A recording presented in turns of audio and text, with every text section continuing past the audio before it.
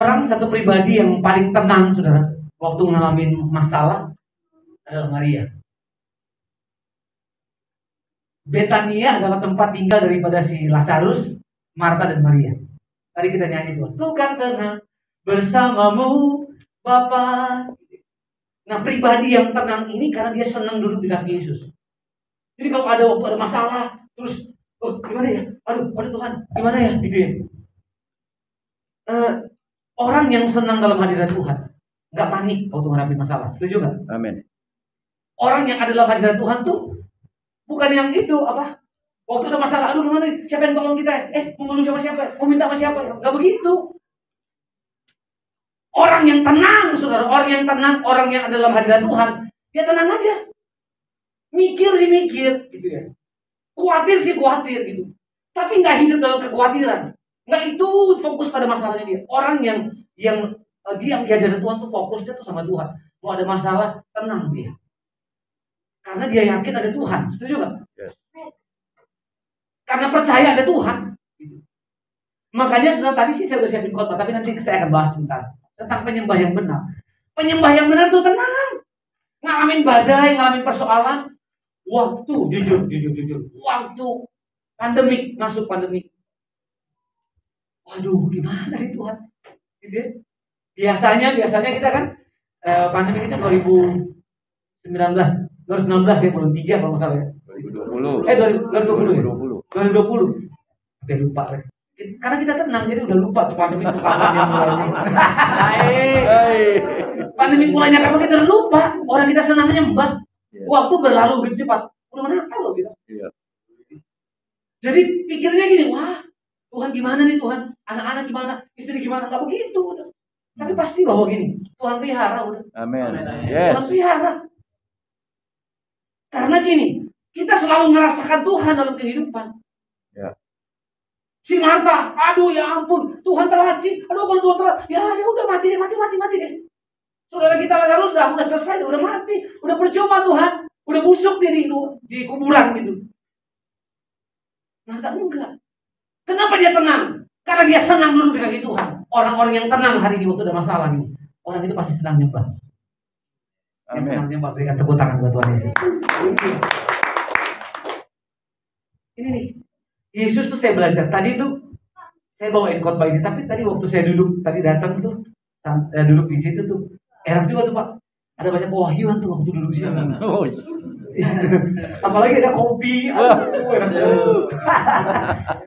Jadi tapi saya ingat gini, oh iya, satu pribadi yang benar-benar tenang terus dia bawain lagu ini. Jadi kayak nyambung gitu ya, karena klop gitu ya. Berarti dia senang dalam hadirat Tuhan. Jadi itu ada pertemuan tuh.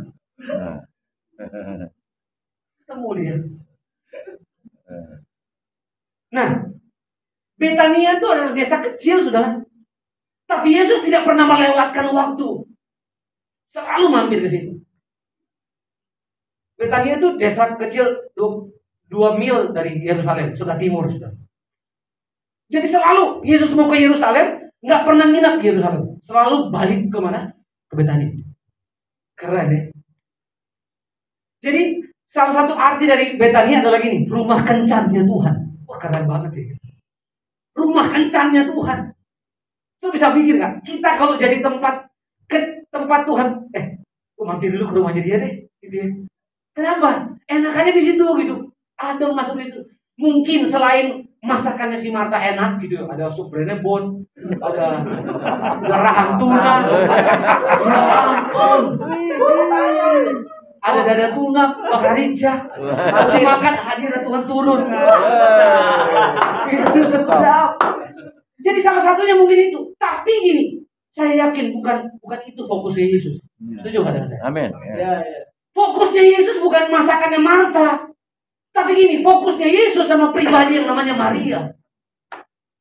Waktu Yesus sampai di Betania, nggak ada yang Maria buat. Dia tinggalkan semua aktivitasnya. Dia mungkin lagi bantu si Marta, tiba-tiba Yesus datang. Yesus sudah datang, dia lari. Dan Alkitab berkata, dia apa? Tersungkur di bawah kaki Yesus. Lagi masak, lagi potong, lagi bikin dabu-dabu atau bikin apa. Marta, lu aja masak nih. Makanya si Marta kan jealous gitu. Bilangin dong sama si Maria, bantu gua dulu setelah sudah selesai, baru datang sama Yesus. Kan ada waktunya. Enggak. Tapi Maria, dia memilih untuk melepaskan semua kesibukan, meninggalkan semua yang dia sibukin, semua urusan. Dia duduk di kaki Yesus. Keren. Tapi ada banyak orang kebalik gitu. Dia sibuk ngurusin urusannya gitu. Cari pertolongan A, cari pertolongan B. Nggak ada. Terus nyanyi. Aku tak sanggup lagi. Gitu. Harusnya kan gini. Iya kan? Yesus sanggup. Iya kan? Artinya dia gitu gitu. Nah hari-hari ini di masa-masa pandemi ini apa yang kita lakukan? Saya keluarga melihat pembelaan Tuhan di tengah-tengah pelayanan kami. Amin. Ada aja. Ya. Tuhan berkatin kita tuh ada aja. Ya. Kalau bersaksi gini, kita udah ngalamin mujizat kalau kita saksikan. Kalau belum mengalami mujizat jadi cari pertolongan itu namanya. Masa-masa pandemi 3 bulan kita karantina wilayah, masih tinggal di Sunter, kita kontrak di Sunter gitu. Anak saya bilang gini, "Pak, mau jajan dong." Jujur, mau jajan buat goceng aja saya nggak bisa kasih loh anak saya. Itu sedih banget gitu. Aduh, itu nggak ada, memang nggak ada gitu. Mau minta gimana? Kita sama si istri 5 tahun ini, 5 tahun ya. Kita komitmen sama Tuhan, berdoa nggak minta. Kita berdoa tuh udah nggak ada lagi. Tuhan, masa saya masuk kamar, Yesus, anakku minta goceng, masa gue nggak punya Tuhan kasihani? Enggak lah. Wow. 5 tahun kita komitmen nggak pernah minta. Tuhan, aku bersyukur untuk anak-anakku, raport mereka, ulangan mereka, hasil mereka terbaik. Udah ulangan belum? Belum. Tapi kita syukurin gitu. Tuhan, aku bersyukur untuk semua yang Tuhan sediakan. Aku bersyukur Tuhan untuk pelayanan. Nggak ada pelayanan. Biasanya kan kita buka kalau iPhone atau iPad titik semua tuh hitam. Ini titik juga nggak ada sih, titiknya mana? Nggak ada titiknya loh. Nggak ada titik, putih semua. Tapi saya mau bilang ini, Tuhan tidak pernah tinggalkan. Amin. Ada yang pernah makan pasir selama pandemi? Pasir di saus nggak ada kan? Nggak ada ya. Hah?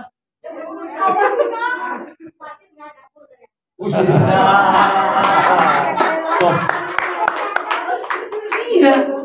Ini kan membuktikan bahwa Tuhan tidak pernah tinggalkan kita. Yes. Dan cara Tuhan berkati kita tuh, tadi yang saya bilang, masuk kamar aja. Tuhan, aku bersyukur. Dan nama Tuhan selalu amin. Keluar dari kamar, temen gue telepon. Gue mau beli risol dong. Risol? Lu kan tinggal pesan Gojek, bos. Risol. Pesan Gojek. Terus Gojek antar ke rumah lu. Enggak, gue maunya lu yang beliin. Kan gila orangnya. Iya kan? Gue beli Gojek antar ke rumah. Terus gue antar dia lagi.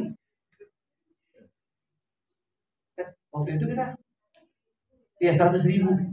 Iya. Udah ternyata gini, Tuhan pakai dia untuk berkatin kita. Habis itu bos, boleh transfer ya buat lu ya. Harga risol tadi, pas lihat ini bukan harga risol. Lebih saya bilang. Iya. Tuhan bisa berkati kita dengan cara yang ajaib. Yes. Ajaib. Yes. Ajaib. Iya, makanya kan ada lagu ajaib kau Tuhan. Ajaib beda lagi. Ajaib itu udah nggak bisa disebutin karena gini, nggak bisa dipikirin, nggak bisa dibayangin dengan otaknya kita cuma segede bapau ini. Yeah. Ada lagi orang marah-marah, mau berkatin kita marah-marah, beneran. Ini gue tahu tuh, marah-marah orang, marah-marah. Halo, shalom. Saya telepon ini nggak diangkat-angkat. Oh iya bu, sorry, itu nomor mati, HP-nya hilang, jadi nomornya udah saya biarin gitu aja gitu. Tapi udah dibikin lagi kok. Iya, tapi kan WA-nya centang 1 mulu. Udah gitu centang 2 nggak diangkat-angkat lagi. Gitu. Oh iya bu, saya udah bikin nomor telepon dapur marbol restoran. Saya bilang, pantesan. Pas sudah telepon, halo, mau pesan apa bu? Salah sambung deh. Ya tutup sudah. Kamu ini, ya ini ada apa bu? Ya gitu. Orang mau berkatin kamu aja susah banget. Wah keren. Keren loh. Anak kamu keren, bener. Cepat kirim nomor telepon. Ibu belum tutup nomor telepon, nomor rekening udah pasti masuk. Cepet kalau gitu kan langsung dikasih. Waduh. Tapi sempat ngobrol sedikit. Tahu dari mana Bu nomor teleponnya? Iya, saya telepon ponakan saya terus ini panjang cerita dia bilang. Telepon inilah dia nggak tahu dia telepon ini juga nggak tahu telepon ini. Dia di Instagram kan gitu kan. Akhirnya dia minta nomor telepon saya. Kalau Tuhan pelihara kita Saudara, dia sanggup pakai apa aja gitu. Amin. Yes. Gimana ceritanya sih Bu? Lo tau nggak? 2 hari gue nggak bisa tidur. Kenapa nggak bisa tidur? Iya, gue nyanyi lagu lu, terus gue ingat lu. Tuhan kalau mau berkatin kita, dia bisa bikin orang nggak tidur. Iya. Amin. Bener kan? Iya. Nggak bisa tidur. Terus dia tanya sama suaminya, gue nggak bisa tidur. Nyanyi lagu baru terus kata baru, Tuhan mau suruh dulu berkatin dia kali. Oh iya ya, gak nyambung juga tuh ibu kan mungkin. Tapi Saudara, saya mau bilang gini, Tuhan tuh kalau berkatin sertai kita, kata mau tangguh. Amin. Dia sertai kita dan dia lindungi kita. Amin. Amin. Kemarin. Jadi gini, apa aja yang hilang dari hidup kita, sekalipun kita teledor atau apa. Tapi kalau kita orang benar, Tuhan selalu lindungin. Kemarin hari batu ya. Pokoknya 2 hari lalu lah, ya 2 hari lalu. Masak pagi-pagi Saudara. Cepet-cepet karena orang pesan saya harus pelayanan di pemberkatan nikah di Ritz-Carlton. Jadi jam 10 pagi harus jam 10 di sana. Waduh, pagi-pagi saya keburu nih. Saya mau ke restoran tuh 30, belanja cepet-cepet, serba cepet pokoknya. Sampai di restoran udah selesai masak, tiba-tiba WA-nya masuk, saya baca. Ya, dompet kamu hilang ya? Hah? Hilang, saya ke mobil, bukan nggak ada loh. Iya benar yang hilang. Saya lihat di Instagram ada yang DM kasih dompet, pasti dompetnya hilang ya, Pak dompetnya hilang ya. Beberapa orang kita nggak kenal. Ternyata waktu dia pungut dompetnya itu, dia lihat pendeta, jadi bagus juga tuh dompet tulisin pendeta. Nggak berani, dia kalau ambil tutup langsung. Tapi gini, pas dia bilang dia telepon gembalanya, Pak, saya nemu dompet nih Pak. Tebul duitnya kan banyak.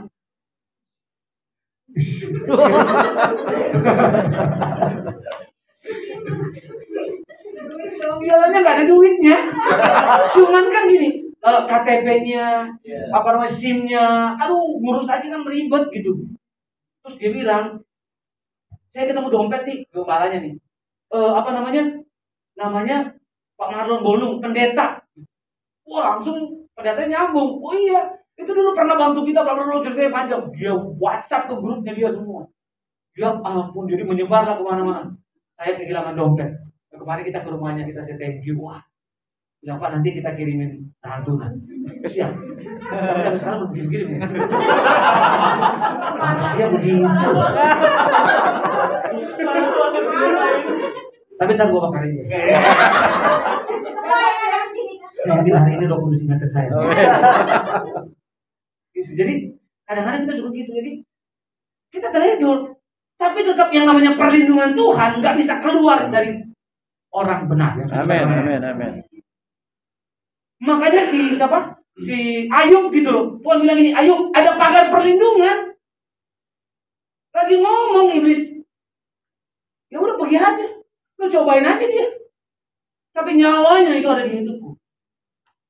Apapun boleh hilang dari hidup kita. Tapi yang namanya perkenanan Tuhan tidak bisa dicuri oleh siapapun. Makanya ini. Amin. Masih Maria. Ngerti dia.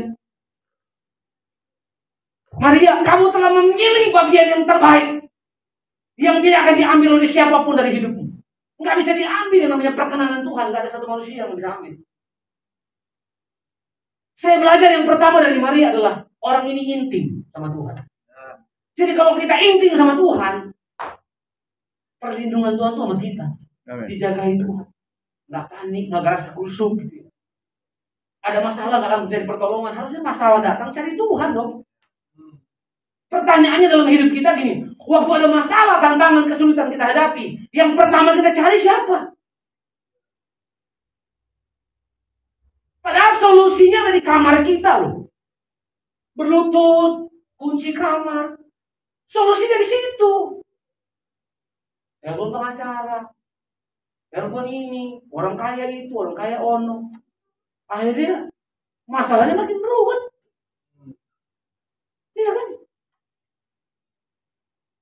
Tadi saya khotbah di GP Metanoia.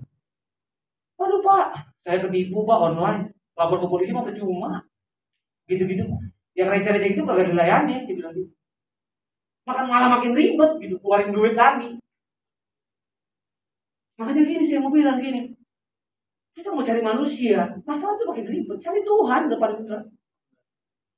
Iya kan? Kalau saya bilang duduk di kaki Tuhan itu emas. Jangan minta. Yes. Makanya ada firman Tuhan lagi nih. Apa yang tidak pernah dilihat mata, nggak pernah didengar telinga, nggak pernah timbul dalam hati. Berarti gini, kalau nggak pernah didengar, nggak pernah dilihat, nggak pernah timbul dalam hati. Pertanyaannya diminta nggak? Berarti kalau orang timbul dalam hati aja, kepengen aja kagak. Tapi dikasih. Tapi kan syaratnya apa? Mengasihi dia. Jadi yang menjadi fokus Tuhan bukan apa yang kita terima, apa yang kamu mau. Tapi apa yang kamu perbuat, mengasihi dia. Waktu kita mengasihi dia, kita bilang, kamu gak usah minta harusnya. Masa ada orang tua, anaknya pakai pensil, tinggal dipegang gini, gak pernah dibeliin pensil yang baru. Ya Tuhan, ini orang tua apaan? Udah tinggal segini pensilnya, kagak dibeli yang baru. Kalau saya jadi bapaknya, nak tenang nak, buang itu. Bapak beliin pensil yang 2 meter. Ini dia kan, nggak dipotong-potong, pakai. Ya nggak mungkin lah. Pak, sepatu basket gue udah ini Pak. Sepatu basket gue udah jelek Pak. Mas udah bolong sini baru diganti kan. Kaki anaknya udah rusak dulu. Anak tinggal sebut aja sama bapaknya, gak usah minta. Dia cuma gini aja. Kita udah tahu.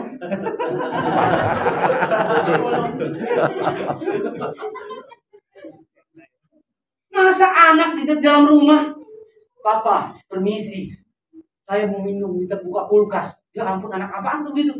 Boleh lempar tuh. Minum aja. Iya kan? Mau minum apa? Pokoknya semua yang dalam kulkas itu lo punya. Isin paduka raja. Saya mau ambil Coca-Cola kulkas. Ya ampun.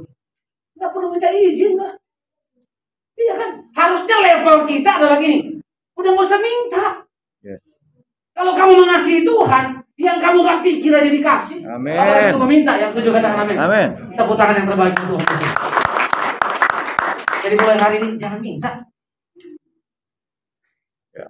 Aduh, susah juga ya. Masuk pandemi. Waduh, susah loh. Komitmen itu yang paling susah dijalani di pandemi ini, Pak. Gak punya ini, gak punya itu, gak boleh minta. Ya ampun Tuhan. Selalu tercukupi. Amin. Bangun rumah di tengah-tengah pandemi. Gak ada duit. Orang gila Tuhan kirim. Orang gila semua, Pak. Saya mau bangun rumah kamu begini. Gak ada duit, Pak. Kamu punya duit berapa? Rumah sekitar kisaran 300 sampai 450 juta. Pun punya duit sekian, nggak ada setengahnya. Nggak saya bangun. Dibangun sudah. Selesai 4 bulan. Kita cicil. Kamu cicil berapa? Terserah punya. Nggak ada jangka waktu. Kamu punya 1 juta ya 1 juta. Gope ya gope gitu. Berapa lama Pak? Sampai Tuhan Yesus datang. Nggak ada batas waktu. Mana ada tukang begitu Pak? Haleluya. Kalau nggak tukang gila, iya kan? Maksudnya gila dalam arti kata ini orang ini yang disuruh Tuhan. Amin. Ya. Itu Tuhan suruh orang aneh-aneh. Wah, kan? Saya mau bilang ini, kalau kita ikut Tuhan nih, orang yang senang duduk di kaki Tuhan kayak nggak perlu sih, nggak ada satu disuruh. Makanya Tuhan tuh senang, nggak pernah dilewatkan untuk kebaikannya. Bahkan ada beberapa momen penting. Salah satunya apa? Di Lukas pasal 24 ya. Nggak ada ayat hari ini ya. Tapi semua yang saya bicara pasti ada di kitab. Cari aja. Ada kamu pintar di Alkitab. Yesus ada momen penting di mana? Di Betania. Kenapa?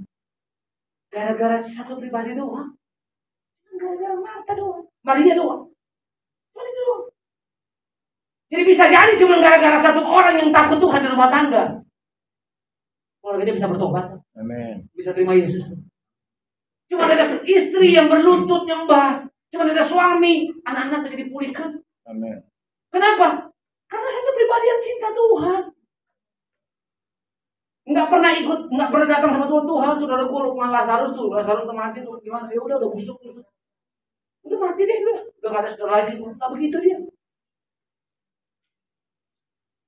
Tuhan melakukan mujizat di tengah-tengah yang namanya Maria pribadi yang mau meninggalkan kesibukannya dia cari Tuhan. Yang saya belajar dari Maria adalah intim sama Tuhan. Dia nggak peduli. Ada satu orang yang kedua, Kisah Rasul bilang gini, Daud bin Isai orang yang berkenan di hati Tuhan. Saya sering banget baca ayat ini. Dan melakukan segala kehendak Tuhan. Daud sama sih? Sama kayak kita juga. Makanya ini generasi Daud. Favorit generasi Daud. Iya kan? Ada nggak generasi zaman Daud yang mau bertindak hari-hari seperti Daud? Nggak ada. Tuhan lagi cari itu, saudara. Orang yang punya iman yang dosa banyak, besar banget orang yang punya dosa. Tapi kok dia disebut berkenan? Kata berkenan tuh bahasanya gini, Daud, lu tuh keren banget tuh. Lu tuh asik banget gitu. Bahasa sekarang tuh gitu, Daud, aduh, gue suka banget sama lu. Satu-satunya orang yang dibilang berkenan cuma Daud. Kalau kita bandingkan dengan Yusuf, beda jauh hidup rohani mereka. Yusuf itu tuh nggak pernah. Kalau dibanding dengan Daud, rohaninya nggak ada apa-apanya. Buat salah apa Yusuf? Nggak ada. Proses nggak pernah komplain. Macam-macam deh. Dibandingkan dengan Daud, kok bisa begitu sih? Karena gini, kata kuncinya terjadi. Daud tidak pernah bikin dosa yang sama. Dan dia bilang, dia minta ampun sama Tuhan. Dia datang bilang, Tuhan ampun dia. Ampun Tuhan. Dan dia ini penyembah. Kitab Mazmur tuh, itu kan penyembahan. Spontaneous songnya dia banyak kan. Itu kitab Mazmur. Di padang lagi gemalain nyembah, ngomong aja sama Tuhan. Dan Daud ini jujur. Dia marah, dia bilang marah. Pernah gak kita doa, Tuhan, kalau boleh bunuh dia. Pernah gak kita doa, Tuhan, berdoa buat si An, kalau boleh malaikat datang bunuh dia. Keluarganya bunuh. Gak pernah itu doa gitu. Daud pernah. Ada banyak orang mau membinasakan aku, binasakan mereka. Itu aja di Mazmur. Tulus ngomong apa adanya dia sama Tuhan. Bukan orang yang di depan kita, shalom, di belakang. Iya, orang Jawa tuh gitu. Monggo. Lu jangan lihat-lihat begini, belakang garis.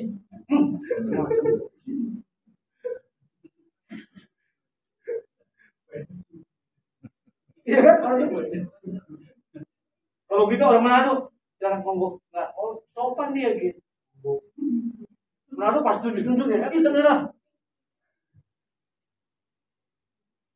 Begini, jadilah orang yang transparan, jujur, ngomong apa adanya sama Tuhan. Itu yang Tuhan mau. Makanya sampai akhirnya disebut berkenan. Mau perkenan Tuhan turun, kata kuncinya. Kalau si Daud tadi lagi, lakukan segala kehendak Tuhan. Kalau masih lakukan setengah-setengah, lakukan segala. Kita akan lihat yang namanya perkenanan Tuhan. Kita akan lihat namanya Tuhan menyertai kita. Tuhan selalu mampir di rumah kita. Kan? Tuhan mau kemana? Gue mau ke Pulau Kapal, tapi mampir dulu karena Pak Indah. Kenapa? Ada Marlo di situ. Keren banget kan? Tuhan nginep di sini aja, enggak. Gue mau balik ke Harbah Indah aja. Tuhan selalu pengen ke rumah kamu. Kenapa? Karena ada satu orang yang setiap kali ada masalah duduk di kaki Tuhan. Setiap kali ada persoalan duduk di kaki Tuhan. Hari ini, boleh kita ambil komitmen sama-sama untuk menjadi penyembah yang benar itu.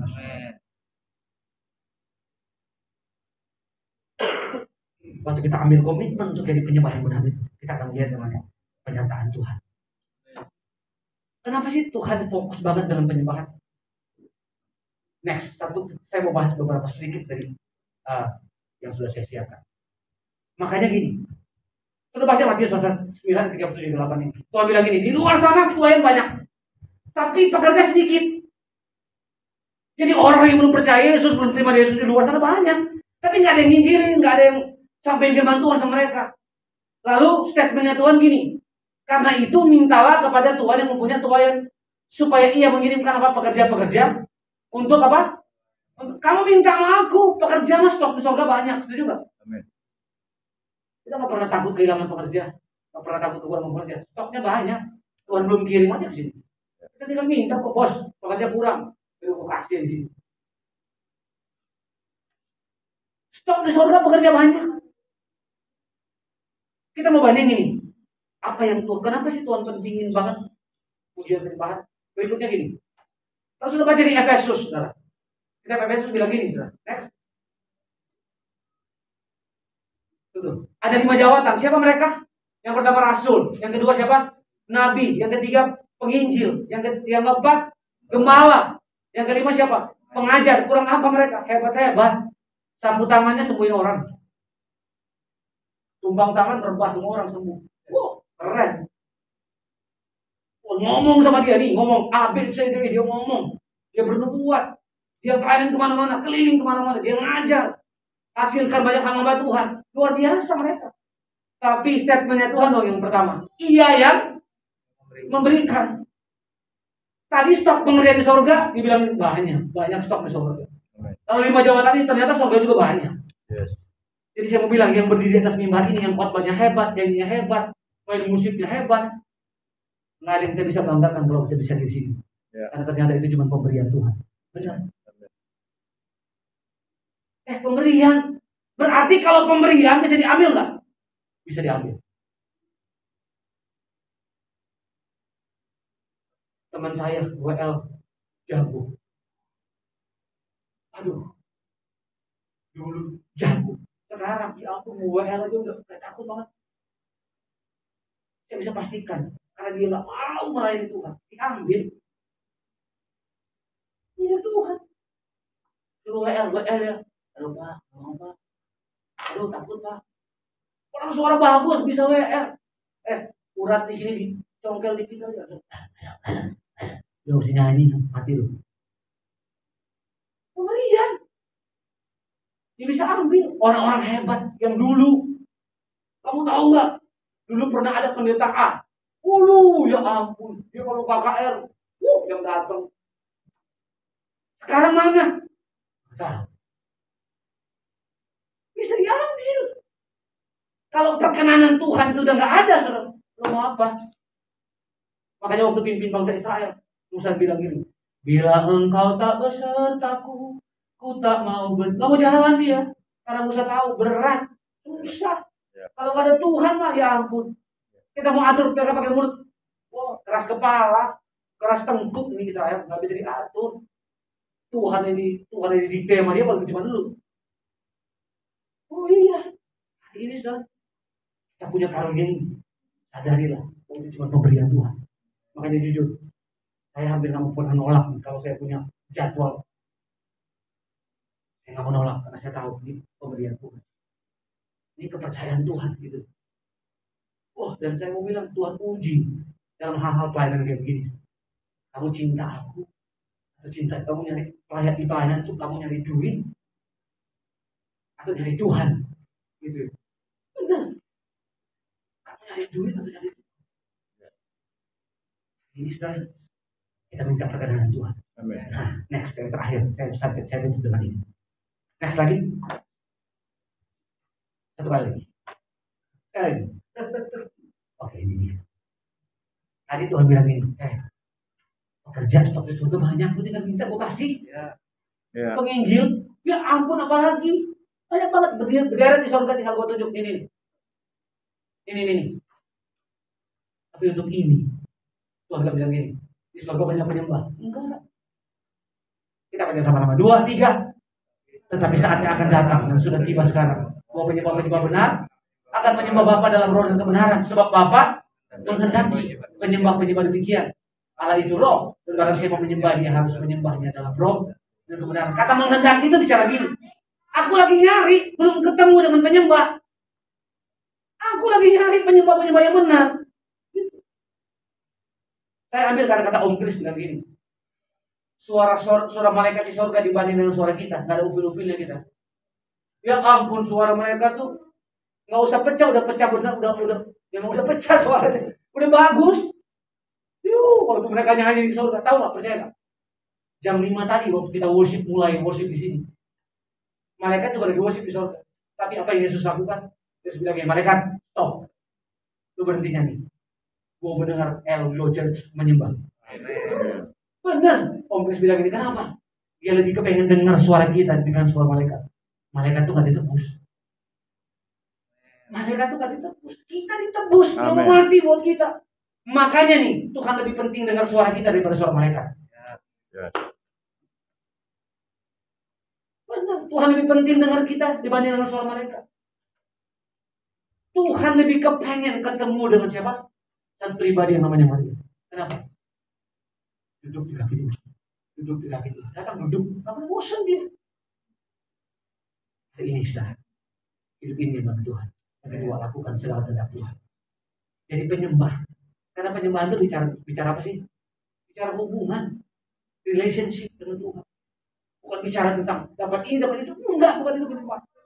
Yang sekarang dilakukan banyak orang kan adalah menyembah untuk mendapatkan sesuatu. Itu dia masalahnya. Menyembah supaya sembuh. Ya ampun. Kalau datang ke gereja, kalau kita ke gereja hari ini, datang supaya kita sembuh, kita dapat mujizat, alamat salah alamat. Ya. Nggak perlu datang ke gereja, di rumah lu aja kalau begitu. Kita nggak streaming kan ya?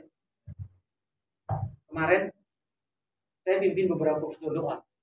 Orang-orang hebat, pengusaha-pengusaha besar. Saya agak sedikit marah kudus. Gimana marah kudus ya? Marah kudus. Pokoknya gitu deh. Maksudnya gini. Halo, cari dong pengkhotbah yang bisa bernubuat. Cari pengkhotbah yang bisa tahu apa yang Tuhan mau kerjakan di usaha gua, di Indonesia, di bangsa-bangsa. Loh, gua bilang, lu mau cari pendeta kalau gitu? Cari peramal. Iya kan? Ngapain cari pendeta kalau begitu? Kalau cuma mau tahu usaha gua ke depan apa yang mau terjadi ke depan, cari peramal aja. Dia pasti tahu deh ke depan. Kok begitu sih? Udahlah. Kita sekarang rohaninya kalau begitu cari pendeta. Ya ampun, mau sampai kapan gitu loh? Kita ngarapin pendeta, satu hari ada satu pendeta besar. Satu pendeta besar. Dia bilang dulu dia dijuluki sebagai pendeta yang bernubuat, punya karunia bernubuat. Memang dari Tuhan. Tuhan sampai. Lama-lama udah nggak dengar. Lama-lama udah nggak dengar suara Tuhan, tapi disuruh bernubuat. Akhirnya yang dibuat apa? Lu buat. Akhirnya dia buat. Yang dibuat Tuhan bicara sama saya. 3 bulan ke depan kamu akan diberkati Tuhan. 3 bulan ke depan kamu akan lihat Tuhan akan berperkara dalam hidup kamu. Yang disampaikan yang baik-baik. Nggak apa-apa, nggak salah juga. Tapi kan itu bukan suara Tuhan. Makanya saya enak. Ada banyak orang gampang banget ya. Tuhan bicara sama saya. Tuhan bicara sama saya. Aduh. Bahasanya apa ya? Spektakuler banget. Satu hal yang Tuhan taruh di hati saya. Itu aja deh. Ya kan? Tuhan taruh di hati saya. Tuhan bicara sama saya. Gampang banget bicara. Ada lagi orang yang naik turun surga. Sebulan sekali turun surga. Oh gila tuh. Ada orang kalau begitu. Gua kalau disuruh naik, gua nggak turun lagi. Turun lu, nggak mau. Gila di surga nggak mau turun lagi. Iya kan? Iya. Sudah bisa bayangin ya, sebulan sekali turun naik surga. Wah. Gua kalau naik surga saya nggak mau. Sorry ya, kalau Tuhan panggil aku besok naik surga, gua nggak mau turun lagi ya. Iya kan? Gua nggak mau turun lagi di surga men. Ini. Yang rohani kita mesti berbeda. Di mana dilihat perbedaannya? Di keintiman kita, di hubungan kita. Gak bisa dilihat dari manapun. Gitu. Hari ini kalau kita intim sama Tuhan, kalau kita melakukan segala kehendak Tuhan, udah kita jadi orang yang gini ngalamin yang namanya perkenan. Hari ini, biar khotbah hari ini, biar kita dengar hari ini boleh memberikan kekuatan. Ya kita banget. Jangan minta. Makanya ada firman Tuhan lagi nih. Apa yang tidak pernah dilihat mata, nggak pernah didengar telinga, nggak pernah timbul dalam hati. Berarti gini, kalau nggak pernah didengar, nggak pernah dilihat, nggak pernah timbul dalam hati. Pertanyaannya diminta nggak? Berarti Orang timbul dalam hatinya, kepengen aja kagak. Tapi dikasih. Tapi kan syaratnya apa? Mengasihi dia. Jadi yang menjadi fokus Tuhan bukan apa yang kita terima, apa yang kamu mau. Tapi apa yang kamu perbuat, mengasihi dia. Waktu kita mengasihi dia, kita bilang, kamu gak usah minta harusnya. Masa ada orang tua, anaknya pakai pensil, tinggal dipegang gini, gak pernah dibeliin pensil yang baru. Ya Tuhan, ini orang tua apaan? Udah tinggal segini pensilnya, kagak diberi yang baru. Kalau saya jadi bapaknya, nak tenang nak, buang itu. Bapak beliin pensil yang 2 meter. Ini dia kan, nggak dipotong-potong, pakai. Ya nggak mungkin lah. Pak, sepatu basket gue udah ini Pak. Sepatu basket gue udah jelek Pak. Mas udah bolong sini baru diganti kan. Kaki anaknya udah rusak dulu. Anak tinggal sebut aja sama bapaknya, nggak usah minta. Dia cuma gini aja. Kita udah tahu.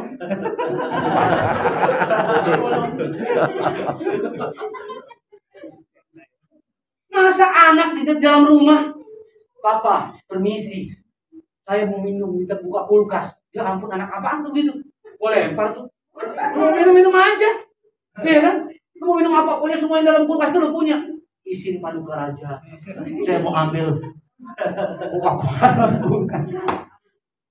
Ya ampun. Nggak perlu minta izin lah. Iya kan? Harusnya level kita adalah gini. Udah nggak usah minta. Yeah. Kalau kamu mengasihi Tuhan, yang kamu gak pikir aja dikasih. Amin. Apalagi itu meminta, yang setuju katakan amin. Amin. Tepuk tangan yang terbaik untuk Tuhan. Jadi mulai hari ini jangan minta. Ya. Aduh, juga ya. Masuk pandemi, waduh susah loh. Komitmen itu yang paling susah dijalani di pandemi ini Pak. Gak punya ini, gak punya itu, gak boleh minta. Ya ampun Tuhan. Selalu tercukupi. Amin. Bangun rumah di tengah-tengah pandemi, gak ada duit. Orang gila Tuhan kirim. Orang gila semua Pak. Saya mau bangun rumah kamu begini. Gak ada duit Pak. Kamu punya duit berapa? Rumah sekitar kisaran 300 sampai 450 juta. Pun punya duit sekian, nggak ada setengahnya. Nggak saya bangun. Dibangun sudah. Selesai 4 bulan. Kita cicil. Kamu cicil berapa? Terserah punya. Nggak ada jangka waktu. Kamu punya 1 juta ya 1 juta. Gope ya gope gitu. Berapa lama Pak? Sampai Tuhan Yesus datang. Nggak ada batas waktu. Mana ada tukang begitu Pak? Haleluya. Kalau nggak tukang gila, ya kan? Maksudnya gila dalam arti katanya orang ini yang disuruh Tuhan. Amin. Ya. Itu Tuhan suruh orang aneh-aneh. Wah, kan? Saya mau bilang ini, kalau kita ikut Tuhan nih, orang yang senang duduk di kaki Tuhan kayak nggak frustrasi, nggak ada satu frustrasi.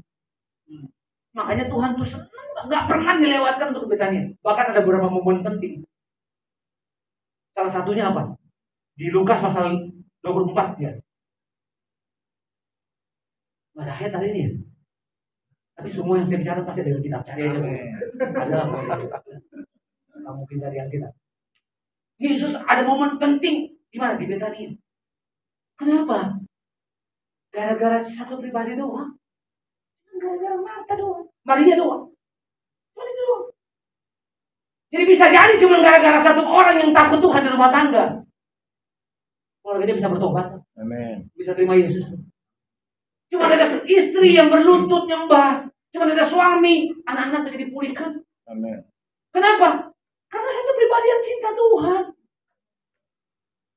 Nggak pernah datang sama Tuhan. Saudara gue Lukman Lazarus tuh mati tuh gimana? Ya udah busuk. Udah mati deh, udah nggak ada saudara lagi. Nggak begitu dia.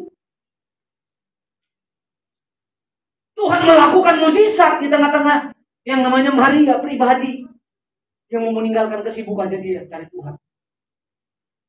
Yang saya belajar dari Maria adalah intim sama Tuhan. Dia nggak peduli. Ada satu orang yang kedua, Kisah Rasul bilang gini, Daud bin Isai orang yang berkenan di hati Tuhan. Saya sering banget baca ayat ini. Dan melakukan segala kehendak Tuhan. Daud sama sih, sama kayak kita juga. Makanya ini, generasi Daud. Favorit, generasi Daud. Iya kan? Ada nggak generasi zaman Daud yang mau bertindak hari-hari seperti Daud? Nggak ada. Tuhan lagi cari itu, saudara. Orang yang punya iman yang dosa banyak, besar banget orang yang punya dosa. Tapi kalau disebut berkenan, kata berkenan tuh bahasanya gini, Daud, itu tuh keren banget tuh. Itu tuh asik banget gitu. Bahasa sekarang tuh gitu, Daud, aduh, gue suka banget sama lu. Satu-satunya orang yang dibilang berkenan cuma Daud. Kalau kita bandingkan dengan Ucup, Yusuf, beda jauh hidup rohani mereka. Yusuf itu tuh Ucup lagi. Ya Yusuf itu tuh nggak pernah. Kalau dibanding dengan Daud, rohaninya nggak ada apa-apanya. Buat salah apa Yusuf? Nggak ada. Proses nggak pernah komplain. Oh macam-macam deh. Dibandingkan dengan Daud, kok bisa begitu sih? Karena gini, kata kuncinya terjadi. Daud tidak pernah bikin dosa yang sama. Dan dia bilang, dia minta ampun sama Tuhan. Dia datang bilang, Tuhan ampun dia. Ampun dia Tuhan. Dan dia ini penyembah. Kitab Mazmur tuh, itu kan penyembahan. Spontaneous songnya dia banyak kan. Itu kitab Mazmur. Di padang lagi gemalain nyembah, ngomong aja sama Tuhan. Dan Daud ini jujur. Dia marah, dia bilang marah. Pernah gak kita doa, Tuhan, kalau boleh bunuh dia.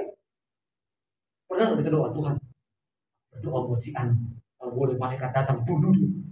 Keluarganya bunuh. Gak pernah itu doa gitu. Daud pernah. Ada banyak orang mau membinasakan aku, binasakan mereka. Itu aja di Mazmur. Tulus ngomong apa adanya dia sama Tuhan. Bukan orang yang di depan kita, shalom, di belakang. Iya, orang Jawa tuh gitu. Monggo.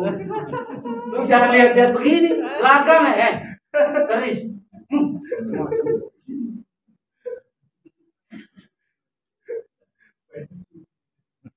Iya kan orang Jawa. Kalau gitu orang Manado jangan monggo. Enggak, sopan dia gitu. Manado pas tunjuk-tunjuk ya, saudara. Begini, jadilah orang yang transparan, jujur, ngomong apa adanya sama Tuhan. Itu yang Tuhan mau. Makanya sampai akhirnya disebut berkenan. Mau perkenan Tuhan turun, kata kuncinya. Kalau si Daud tadi lagi, lakukan segala kehendak Tuhan. Kalau masih lakukan setengah-setengah, lakukan segala. Kita akan lihat yang namanya perkenanan Tuhan. Kita akan lihat namanya Tuhan menyertai kita. Tuhan selalu mampir di rumah kita. Kan? Tuhan mau kemana? Gue mau ke pulau kapal tapi mampir dulu karena Pak Indah. Kenapa? Ada Marlo di situ. Keren banget kan? Tuhan nginep di sini aja enggak? Gue mau balik ke Harba Indah aja. Tuhan selalu pengen ke rumah kamu. Kenapa? Karena ada satu orang yang setiap kali ada masalah duduk di kaki Tuhan. Setiap kali ada persoalan duduk di kaki Tuhan. Hari ini, boleh kita ambil komitmen sama-sama untuk menjadi penyembah yang benar itu.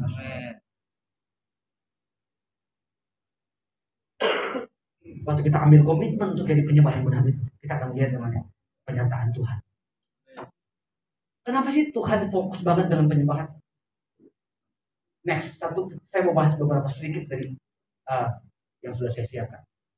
Makanya gini, sudah baca Matius pasal 9, 37, 8 ini. Tuhan bilang gini, di luar sana tuayan banyak, tapi pekerja sedikit. Jadi orang yang belum percaya Yesus, belum terima Yesus di luar sana banyak. Tapi nggak ada yang nginjirin, nggak ada yang sampaikan firman Tuhan sama mereka. Lalu statementnya Tuhan gini, karena itu mintalah kepada Tuhan yang mempunyai tuayan, supaya ia mengirimkan pekerja-pekerja untuk apa? Kamu minta sama aku, pekerja mas, stok di surga banyak, setuju nggak? Amin. Kita nggak pernah takut kehilangan pekerja, nggak pernah takut kekurangan pekerja. Stoknya banyak, Tuhan belum kirim aja ke sini. Kita tinggal minta kok bos, pekerja kurang, aku kasih di sini. Stok di surga pekerja banyak. Kita mau bandingin nih, apa yang Tuhan? Kenapa sih Tuhan pentingin banget pujian penyembahan? Berikutnya gini. Terus sudah baca di Efesus, saudara. Kita Efesus bilang gini, saudara. Next. Tuh. Ada 5 jawatan. Siapa mereka? Yang pertama rasul, yang kedua siapa? Nabi, yang ketiga penginjil, yang keempat gembala, yang kelima siapa? Pengajar. Kurang apa mereka? Hebat-hebat. Sapu tangannya sembuhin orang. Tumpang tangan rebah semua orang sembuh. Wow, keren. Ngomong sama dia nih, ngomong A, B, C, D, dia ngomong. Dia bernubuat. Dia pelayanan kemana-mana, keliling kemana-mana. Dia ngajar. Hasilkan banyak hamba Tuhan. Luar biasa mereka. Tapi statementnya Tuhan dong yang pertama. Ia yang memberikan. Tadi stok pengerjaan di sorga, dibilang banyak stok di sorga. Lalu 5 jawatan ini ternyata sorga juga banyak. Yes. Jadi saya mau bilang, yang berdiri di atas mimbar ini, yang khotbahnya hebat, nyanyinya hebat, main musiknya hebat, nggak ada yang kita bisa banggakan kalau kita bisa di sini. Ya. Karena ternyata itu cuma pemberian Tuhan. Benar. Pemberian. Berarti kalau pemberian bisa diambil nggak? Bisa diambil. Teman saya WL jago. Aduh. Dulu jago. Sekarang ya ampun WL aja udah gak takut banget. Saya bisa pastikan karena dia nggak mau melayani Tuhan, diambil. Ini Tuhan. Suruh WL ya. Aduh Pak, mau Pak. Aduh takut Pak. Orang suara bagus bisa WL. Urat di sini dicongkel dikit aja. Dia mesti nyanyi, mati lu. Pemberian. Dia bisa ambil orang-orang hebat yang dulu. Kamu tahu nggak? Dulu pernah ada pendeta A. Ya ampun. Dia kalau KKR, yang datang. Sekarang mana? Tahu. Bisa diambil. Kalau perkenanan Tuhan itu udah nggak ada, saudara, lo mau apa? Makanya waktu pimpin bangsa Israel, Musa bilang gini, bila engkau tak besertaku, ku tak mau mau jalan dia. Karena Musa tahu berat, susah. Ya. Kalau nggak ada Tuhan mah ya ampun. Kita mau atur mereka pakai mulut, keras kepala, keras tengkuk ini Israel nggak bisa diatur. Tuhan ini di tema dia paling cuma dulu. Oh iya, hari ini sudah kita punya karunia ini. Sadarilah, itu cuma pemberian Tuhan. Makanya jujur, saya hampir nggak pernah nolak kalau saya punya jadwal. Saya nggak mau nolak karena saya tahu ini pemberian Tuhan. Ini kepercayaan Tuhan gitu. Dan saya mau bilang Tuhan uji dalam hal-hal pelayanan kayak begini.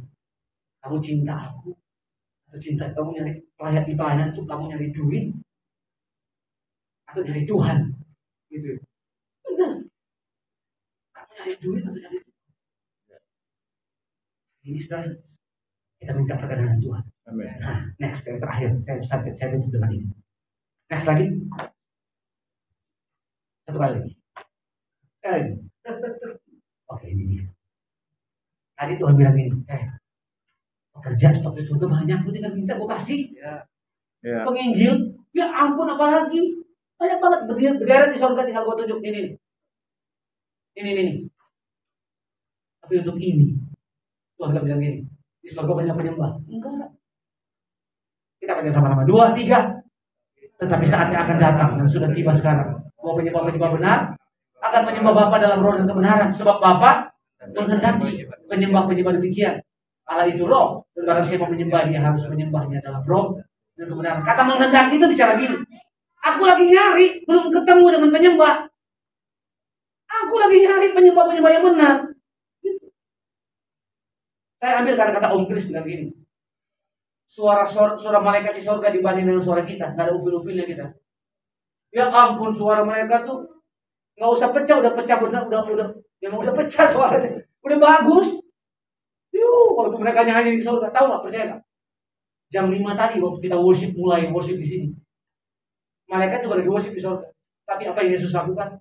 Yesus bilang, malaikat, stop, lu berhenti nyanyi. Gua mendengar Lo Church menyembah. Benar, Om Kris bilang ini, kenapa? Dia lebih kepengen dengar suara kita dengan suara malaikat. Malaikat tuh gak ditebus. Kita ditebus. Dia mau mati buat kita. Makanya nih, Tuhan lebih penting dengar suara kita daripada suara malaikat. Benar, Tuhan lebih penting dengar kita dibanding dengan suara malaikat. Tuhan lebih kepengen ketemu dengan siapa? Satu pribadi yang namanya Maria. Kenapa? Duduk di kaki dia. Duduk di kaki dia. Datang duduk. Tapi bosan dia. Hari ini sudah. Hidup ini dengan Tuhan.